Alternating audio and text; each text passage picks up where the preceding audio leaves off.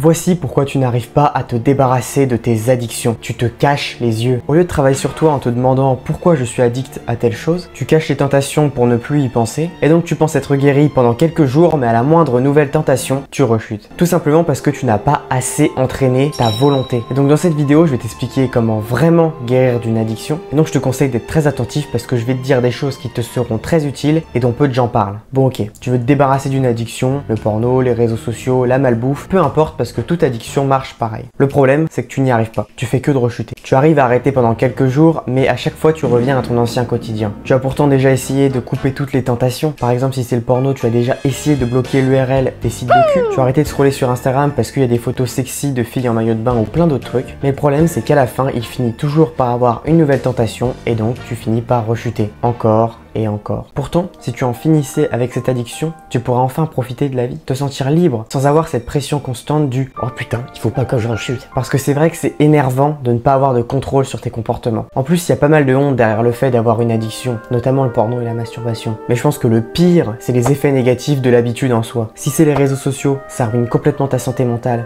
et ça te rend dépressif. Si c'est le porno, ça nique complètement ta vie amoureuse et sexuelle et ça te transforme en un gars bizarre obsédé par le sexe. Bref, c'est pas cool d'avoir une addiction. Heureusement, c'est là que j'arrive. J'ai longtemps réfléchi à des manières pour guérir mes propres addictions, notamment le porno et la masturbation. Et en premier lieu, je me suis toujours demandé pourquoi je rechute. Parce que derrière chaque action, il y a une pensée. Si tu penses pas avant d'agir, c'est plutôt inquiétant, tu en conviendras. Et j'ai remarqué que à chaque fois que je rechutais, je me disais des trucs débiles du genre « Oh, c'est pas grave de rechuter. Oh, aujourd'hui je peux le faire, j'ai bien travaillé. Oh, ça va me faire du bien. » Et ça me convainquait, c'est ça le pire. Et c'est alors que je me suis demandé « Mais c'est qui ce con dans mon cerveau qui me dit de la merde H24 ?» Alors non, je n'ai pas découvert que j'étais schizophrène, mais par contre j'ai découvert qu'on avait deux parties dans notre cerveau. Une partie rationnelle qui veut te faire réussir et une partie irrationnelle qui ne veut pas te faire réussir. Alors c'est pas du tout scientifique, mais j'ai vraiment l'impression que ça fonctionne comme ça. Pour faire simple, je vais appeler la partie rationnelle la partie hunter et la partie irrationnelle la partie merguez, en référence à l'ONLV évidemment. Et donc je me suis dit que la compétence que j'avais besoin pour me débarrasser de mes addictions, c'était de désobéir à la partie merguez de mon cerveau. Et c'est vraiment une compétence. Souvent on dit, il faut pas compter sur la volonté parce qu'elle s'épuise. Oui.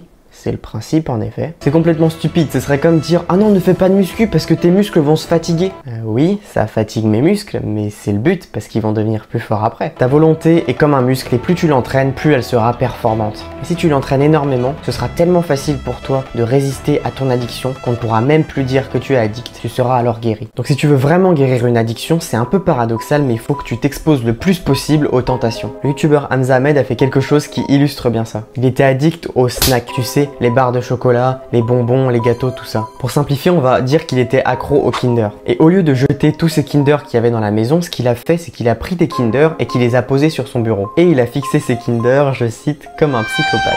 Justement pour ressentir l'envie de le manger et de savoir pourquoi cette petite barre de chocolat avait tant d'effet sur lui. Imagine faire un travail comme ça sur toi. Évidemment, tu vas guérir. Et maintenant, il dit que les Kinder n'ont plus d'effet sur lui, même le chocolat en général. Là, on peut vraiment dire qu'il est guéri. Parce que même s'il y a des tentations partout, il ne va pas y succomber. Donc ce qu'il faut que tu fasses, c'est que dès que tu as la tentation de faire ton addiction, il faut que tu la ressentes et que tu n'y succombes pas justement. De cette manière, tu vas muscler ta volonté. Attention cependant à ne pas être déçu si tu n'y arrives pas beaucoup au début. Peut-être que tu as tellement peu travaillé ta volonté ces dernières années que celle-ci est devenue complètement atrophiée. Mais t'inquiète, il faut que tu persévères, c'est comme tout. Et tu vas finalement arriver à te débarrasser de cette addiction. Alors je vais pas te mentir, ça va être dur. Beaucoup plus dur que les petites méthodes mignonnes de cachage Dieu. Mais c'est ce qui marche vraiment. Et c'est pour ça que je t'en parle. Et oui, si tu fais ça, tu ne seras plus addict parce que l'addiction en question ne te fera plus rien. Elle n'aura plus de contrôle sur toi et on pourra dire que tu as battu ton addiction. Est-ce que tu veux un raccourci dans la quête d'arrêter une addiction et même dans la quête du succès en général? Évidemment, tout le monde le souhaite. Eh bien, je pose ça là, mais ce raccourci, c'est d'améliorer sa santé mentale et j'en parle justement dans cette vidéo, donc je te conseille d'aller la regarder. N'oublie pas que le plus important, ce n'est pas de tout faire tout bien tous les jours, mais c'est tenir sur le long terme. Ciao!